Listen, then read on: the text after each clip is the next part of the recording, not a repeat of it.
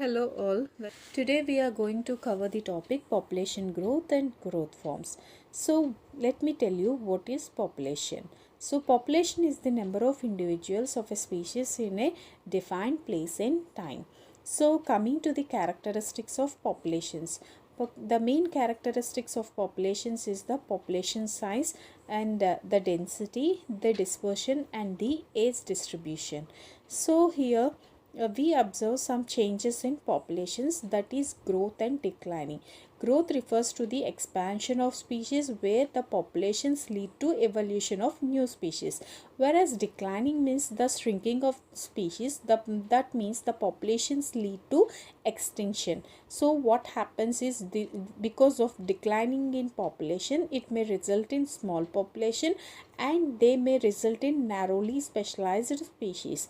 So before going to learn about this hypothetical demographic equation, so let me tell you what is an population growth.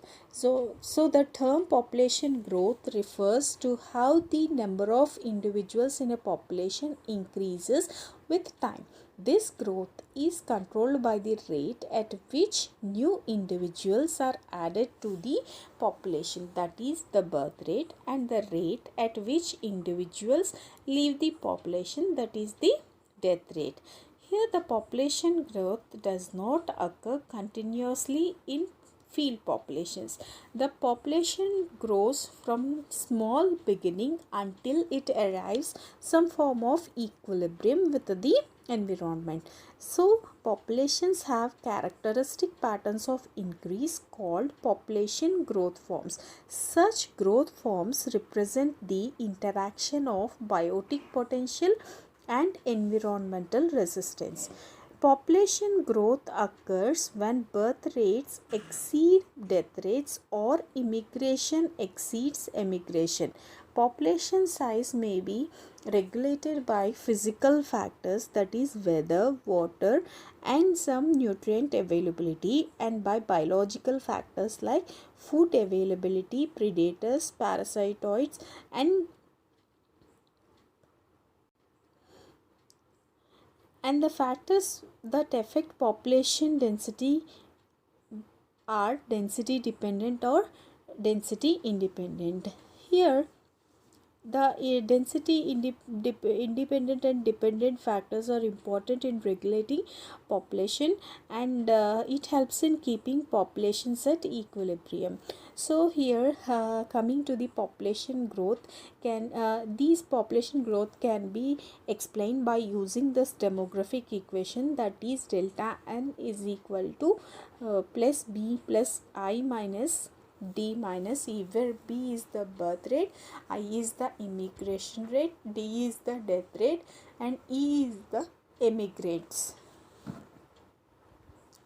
There are two types of population growth curves. There are exponential growth curve, that is called as a J-shaped curve, and the second one is a sigmoid growth curve or logistic growth curve, also called as an S-shaped curve. So here coming to this exponential growth curve, in this type of growth form, what happens is the plants or animals reproduce. So what happens, they add more individuals to the population. So because of this, what happens, the population is enlarged where the breeding stock is enlarged. So here what happens actually in this type of growth curve, what we observe is it is obtained when the density of organisms increases rapidly and then stops abruptly because of environmental resistance. This is a J-shaped curve. Here what happens is generally, I repeat, this type of growth curve is called as an exponential growth curve.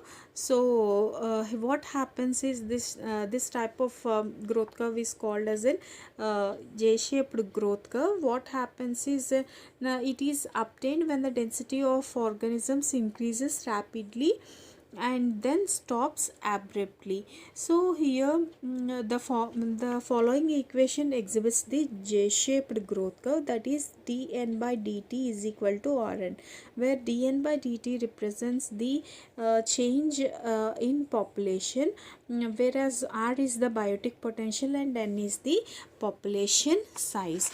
Coming to the logistic growth curve, or otherwise called as in sigmoid growth curve. So here because of this biotic potential of a species, which they are not realized under natural conditions, so that what happens, the population does not increase as fast as it could, and so automatically the growth was completely unimpeded. So what happens, the natality rate remains above the mortality rate, so the population will continue to grow and will increase at an accelerating rate. So what happens, generally the increase in the population will eventually produce conditions which are harmful to itself, that is density dependent factors will come into play. So the rate of growth will be progressively curtailed until it reaches zero. So when the population reaches the largest size possible for it in the area, within the area concerned, actually what happens is, if the harmful effect of crowding increases proportionally, the rate of change of population size can be expressed as below. So here it is given as the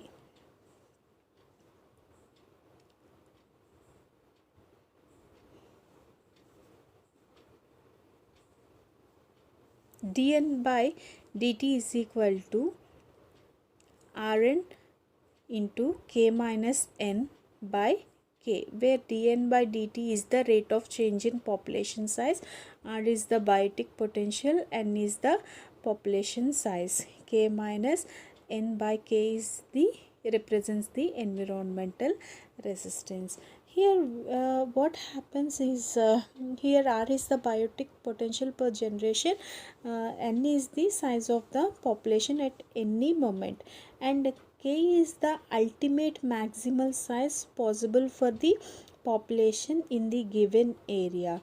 So the equation simply says that the rate of increase of the population is equal to the potential increase limit by the degree of realization of maximal size. Here this is about the S-shaped curve or the logistic curve. Here what happens is, we observe when we observe this S-shaped growth curve, what happens is we observe an inflection point at which the acceleration of growth becomes negative and it approaches an asymptote limiting size of the population. So here early in the history of the population, only small numbers are added each year because of the breeding stock is small. So generally the main characteristics to make the logistic curve is it is convenient and satisfactory mathematical description, which is and it gives an insight into factors which affect population growth, and it has been and still remains a useful demographic tool. It allows biologists to relate a population density, so that it is useful to determine the population growth. Not only this, we have another model, that is a deterministic or stochastic model. So just I will give a brief description.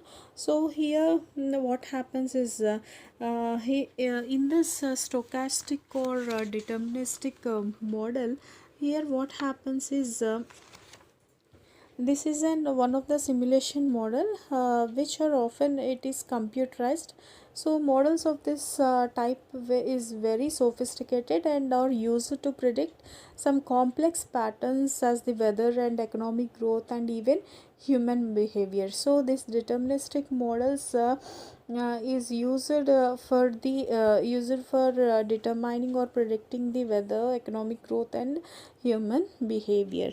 So generally in this also we these biotic potential and the carrying capacity, they plays a major role. So and coming to the carrying capacity, what is an carrying capacity?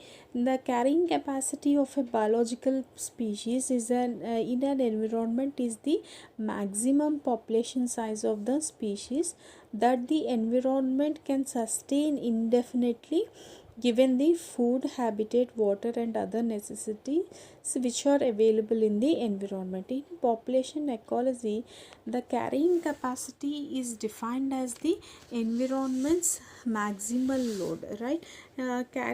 Carrying capacity was originally used to determine the number of animals which could graze on a segment of land without destroying it. So here it plays a major role to more complex populations. Let me tell you what is an optimal yield. So the foregoing analysis of population development is of not only in relation to the theoretical concentration, but it is also in connection with practical applications also.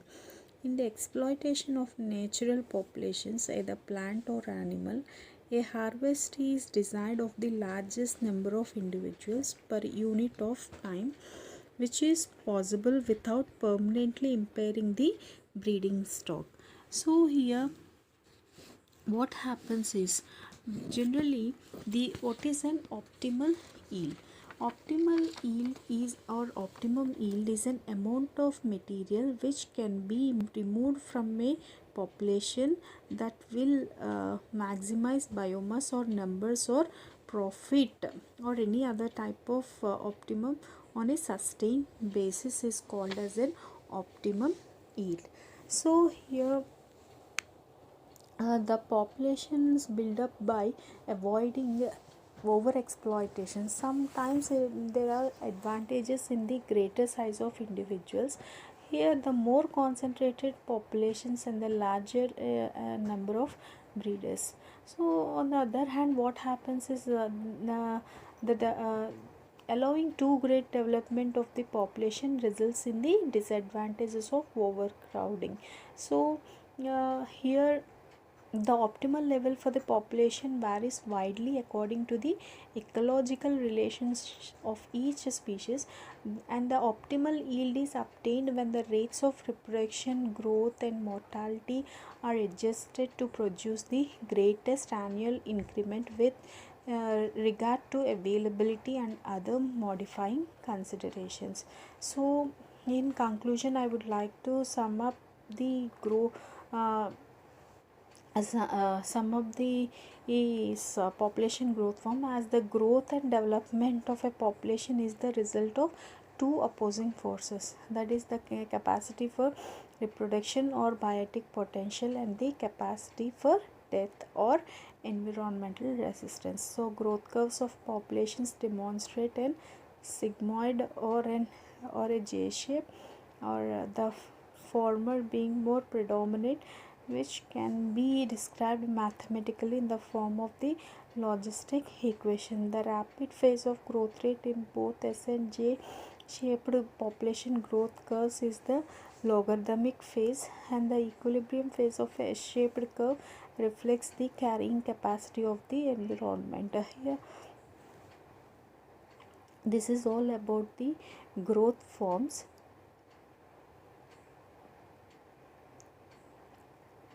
Both the S-shaped and the J-shaped growth forms. I hope all of you understand this class. So the important essay in this is write an account on types of population growth curves, and define optimum yield and write an account on logistic growth curve is another essay. Here short notes will be exponential growth curve, and apart from this optimum yield also a short answer. This is all about the population growth forms. Thank you.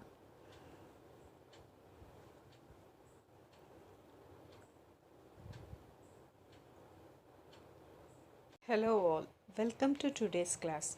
Today we are going to cover the topic meta population of unit 2. So what is meta population? A meta population is simply known as a population of population. Here meta population consists of a group of spatially separated populations of the same species which interact at some level. Here the term metapopulation was coined by Richard Levins in 1969. It describes a model of population dynamics of insect pests in agricultural fields. So here in Levin's own words, it is termed as a population of populations. So here a metapopulation is generally considered of several distinct populations together with areas of suitable habitat which are currently unoccupied. In classical metapopulation theory, each population cycles in relative to the other populations and goes extinct as a consequence of demographic stochasticity, and as well as the smaller the population, the more there are more chances of inbreeding, depression, and there is a prone to extinctions. Of course the individual population have finite lifespans. Here the meta population as a whole, and it is often stable because immigrants from one populations are likely to recolonize habitat which has been left open by the extinction of another populations. They can also immigrate to a small population and they can rescue that population from extinction. So this is called as a rescue effect. Such rescue effect may occur because of declining populations which leave niche opportunities which are open to the rescuers. So here the development of metapopulation theory is with the development of source sink dynamics, which is emphasized the importance of connectivity between the isolated populations. Here metapopulation theory was first developed for terrestrial ecosystems, and they are applied to the marine realm. In fisheries science, generally the term subpopulation is equivalent to the metapopulation science, the term local population.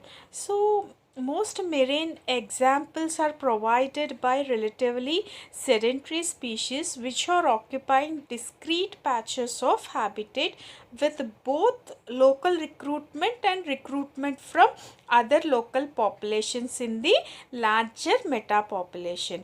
Here at first the experiments with predation and spatial heterogeneity were conducted by G.F. Gauss in 1930s based on the Lotka-Volterra equation.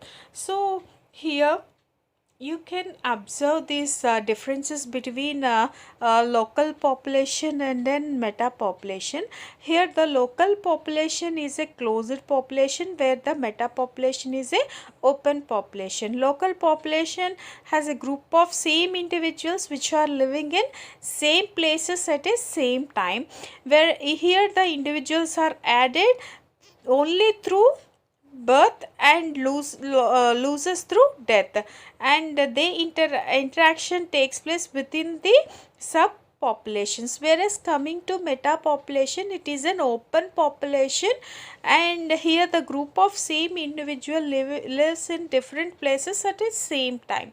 Here the individuals are added through immigration and loses through emigration. So further interaction, they will migrate from one local population to the other patches. So here all about the differences between the local population and the meta population. Here some of the definitions given by the Hansky and Gilpin. So this meta population is defined as any assemblages of discrete local populations with migration among them, and they are these both of these ecologists define this metapopulation with another definition, that is it is a set of local populations within some larger area where typically migrate from one local population to at least some other patches is possible. Here you can observe these examples on examples on meta population. So this is in our family is in local population, whereas in meta population is our relatives. This is a best example you can observe. So here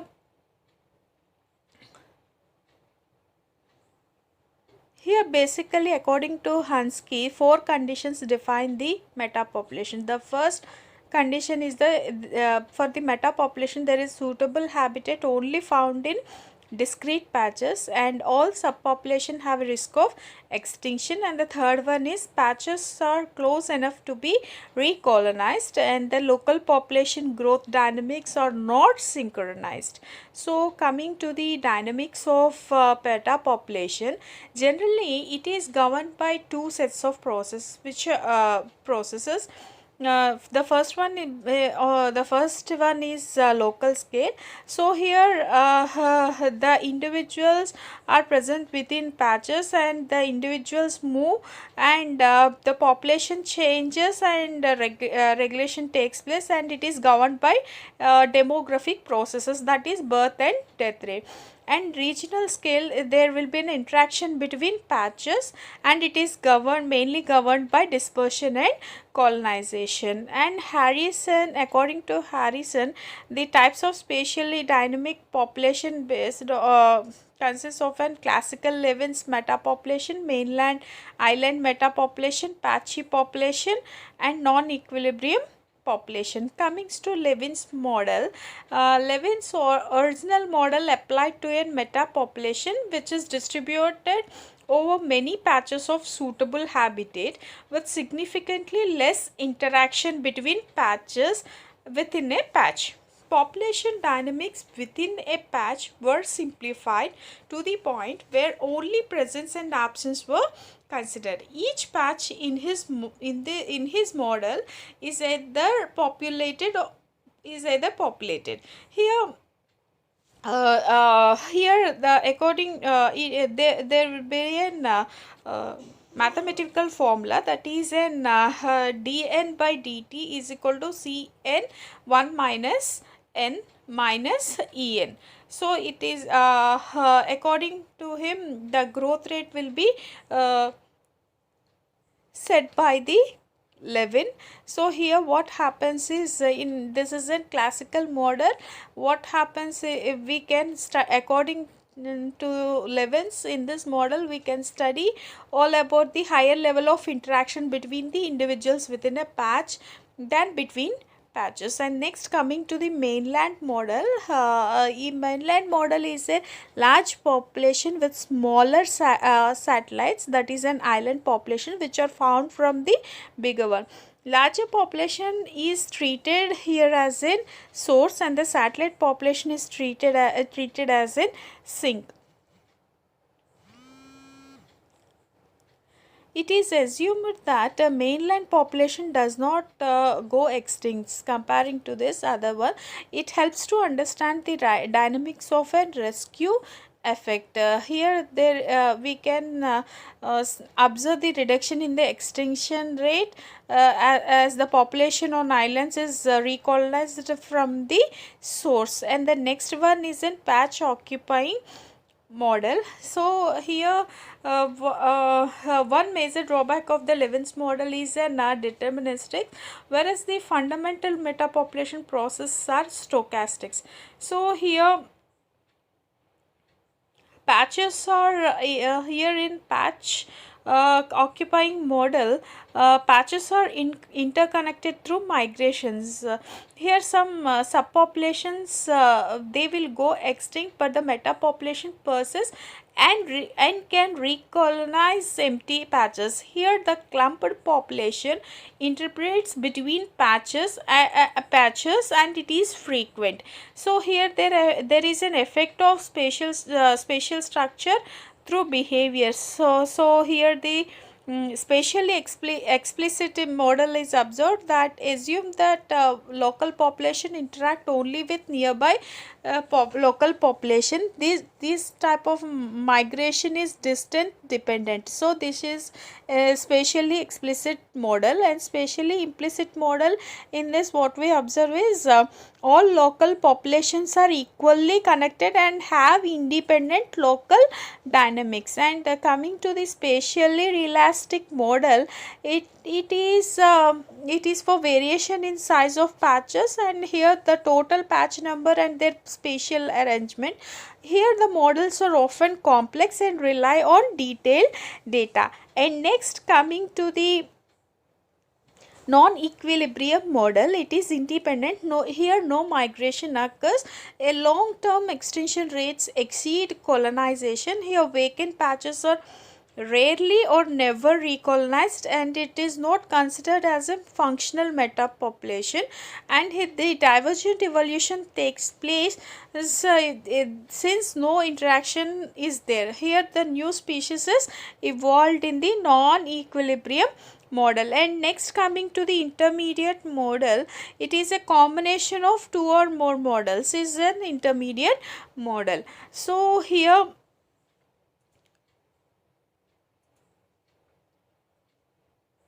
in conclusion, what we can observe is metapopulation helps in an conservation biology. These models include the finite nature of metapopulations and the probabilistic nature of extinction and colonization. Here in order to apply these models, the extinctions and colonizations of the patches must be asynchronous. So this is all about the metapopulations. So here, by combining nanotechnology with landscape ecology, a habitat landscape can be nanofabricated on chip by building a collection of non-fabricated bacterial habitats which are connected them by corridors in different topological arrangements. So nowadays the metapopulation biology and evolutionary ecology of this bacterial system is also addressed and during by using experimental biophysics. So actually these metapopulation models have been used to explain life history evolutions such as the ecological stability of amphibian metamorphosis in small vernal ponds as well as the alternative ecological strategies which have evolved. For example, some salamanders forego metamorphosis and sexually mature as aquatic neotens. The seasonal duration of wetlands and the migratory range of these species determines which ponds are connected, and if they form a metapopulation. The duration of the life history stages of amphibians are relative to the duration of vernal pool before it dries up, regulates the ecological development of metapopulations connected aquatic patches to terrestrial patches. So metapopulation structure imposes genetic structure on a population, and it also influences the genetic viability and rate of evolution and its traits. This is all about the metapopulation. So this is an important concept in the population ecology. Thank you.